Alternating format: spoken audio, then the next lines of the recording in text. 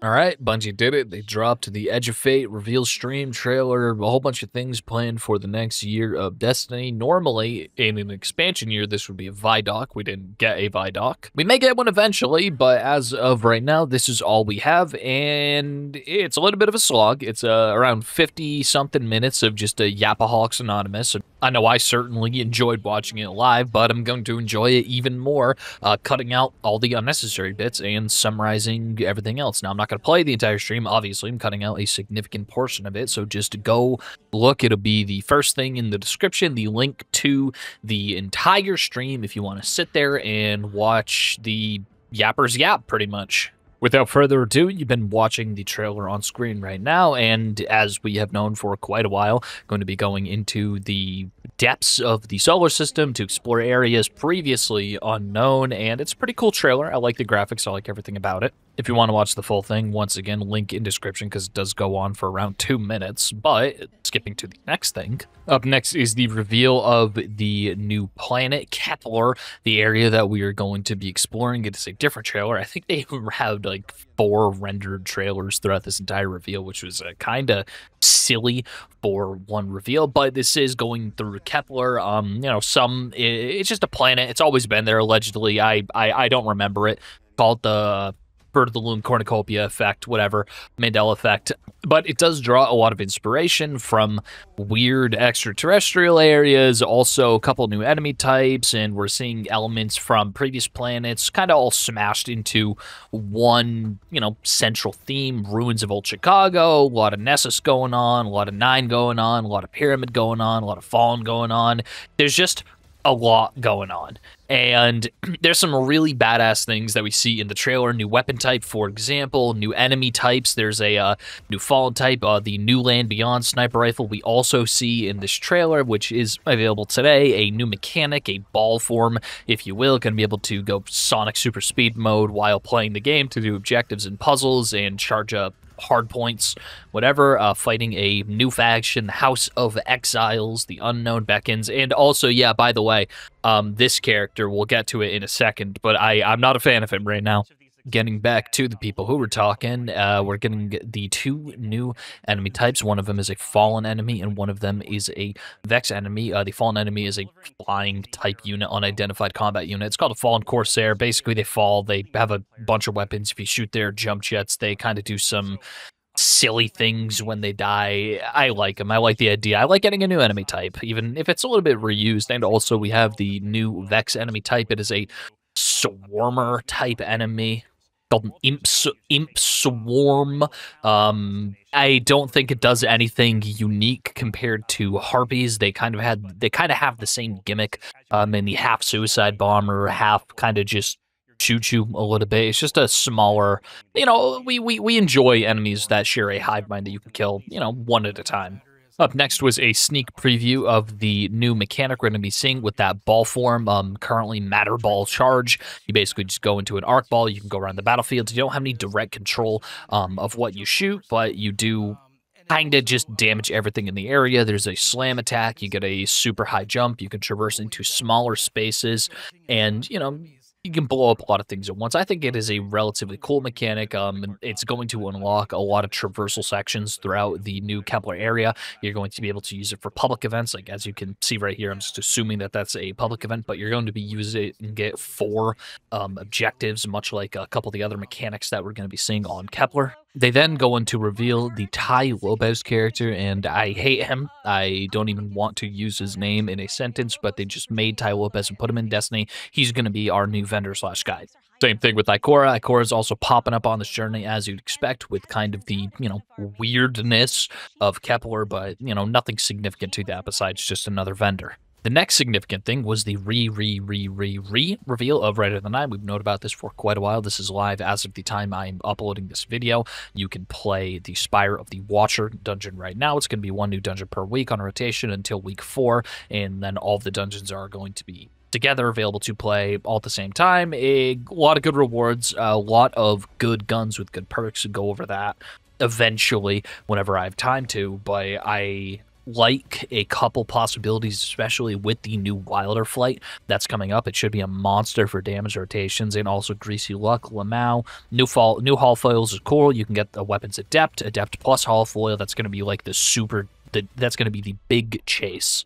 They also shared a preview of some of the new UI, quote unquote, Portal is what the name for it is now. That's going to be a more streamlined version of the menu that we have right now, because the Destiny menu is I wouldn't say it's a nightmare, but it kind of sucks. So there's a couple sections: Soul Ops, Fire Team Ops, Pinnacle Ops, and Crucible Ops. It sounds pretty much exactly how you think it is. Soul being solar missions, Fire Team Ops being, things you need to do with a fire team, Pinnacle Ops being those higher end dungeons and other, Grandmaster activities, and Crucible Ops is just Crucible. The big part is that you can progress equally throughout all of these. It'll be very, very easy to catch up if you are behind, no matter which of the ops you are playing, because you'll just be able to power level through playing the ops. They also didn't talk about it too much, but you can customize difficulties in the same way that we used to be able to with our passage of the 9 for the old Nightfalls to get the max score. And as you can see right there, there's a new difficulty. Ultimate difficulty, a step above Grandmaster. I'm curious as to what that is going to be. It sounds terrifying. It really does sound terrifying, but it applies to things like strikes. So you can hop in the strike playlist with these new modifiers in the same way that we used to be able to. Skipping ahead even more, they gave us a rework of the Armor 3.0. A little overview, the stats scale from 0 to 200. There's now gear sets. If you have 2 pieces of gear, you get a bonus. If you have 4 pieces of gear, you also get a bonus. Gear sets have been a thing in loot-based RPGs forever. Destiny just never have them. Oh yeah, also some of the higher end world tier loot, because it's tiered on a scale of 1 through 5. If you have that Cape of the Tip, max loot that you've been chasing, it can have 11 energy, so more room for build crafting. I know I usually run out of space for mods at the end of the day. We knew Armor and Weapons 3.0 were coming, and this was just a little bit of the preview for the Armor. Skipping ahead to the Weapons 3.0. It is as bold as you envisioned. I mean, just look at this monster. Enhanced perked, enhanced magazines and barrels too. Also, that appears to be an enhanced origin tray on the tier 5 super ultra duper masterwork guns. They're going to have unique weapon effects. If you kill somebody, you can disable them. They're going to have some camos to them. It's going to feel special to get new guns again. They then proceed to show us what the content year is going to look like. You buy it once, or you can buy it in 2 parts. The Edge of Fate and Renegades you can purchase separately, or you can purchase in one. I always recommend playing Destiny as an investment if you are going to play it. Just buy the most expensive version of the game that gets you the full year content. You will save money in the long run if you actually play the game. But Year Prophecy Act 1, Edge of Fate, Act 2 is Renegades. They're not doing seasons. They're doing it the same way. Just imagine they're dropping 2 Rise of Iron size DLCs a year, and then they're adding a Into the Light size update in the middle of the year, that being the Ash and Iron and the Shadow and Order update. We got a little bit of a preview for Ash and Iron. Ash and Iron were just going back to the Plague Lands, and they then proceeded to show us some new cool stuff having to do with the heavy metal game mode.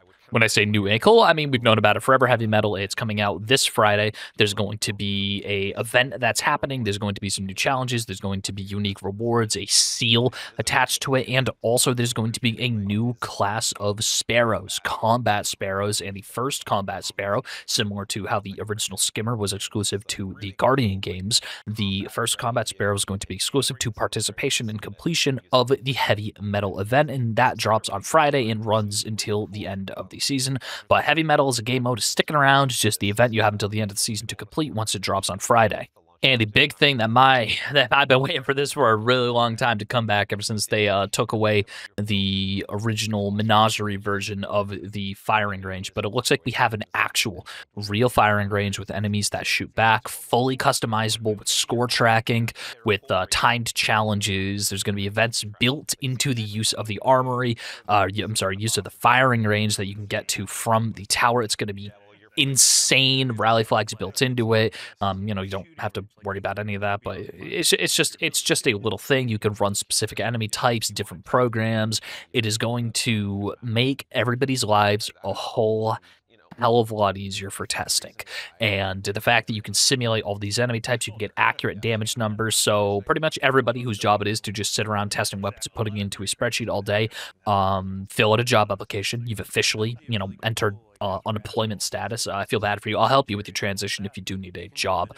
But I think that this is an amazing addition. And listen, Destiny Rising got one. It only makes sense that we got one as well. Otherwise, a mobile game having it just wouldn't have made me very happy. It then moved on to a quick preview of the new Solstice event, and this is the new holofoil for the exclusive Solstice weapons, and also the new Solstice weapon we're going to be getting, the Yeartide Apex, another one of those Tex Mechanica SMGs. I've been wanting a good one of these. I hope this one is good. That holofoil looks absolutely insane. It looks like something straight out of Valorant. And this is the one everybody was waiting for. It got spoiled by Sony last night that this was going to be happening, but Renegades is going to be a unique expansion, something that we literally have never seen before. Your eyes do not deceive you. Yes, that is a fucking lightsaber. We're getting a Star Wars collab as a season. Now, this is pretty much going to be outlaw themed, but it might as well just be a Star Wars collabs. It's developed in part in collaboration with Lucasfilm, LucasArts Studios, stuff like that. So Disney expansion. It's something that Fortnite would do, but Destiny's getting it. We'll know more about all this later on in the year. There were some patch notes that are going to drop up. Pre-order now, get access to the No Land Beyond / New Land Beyond today. The Year of the Prophecy statue. I'm going to be giving away many copies, as many as I can afford personally to give away, plus any that I may come across via my connections at Bungie. Crossing my fucking fingers for that one.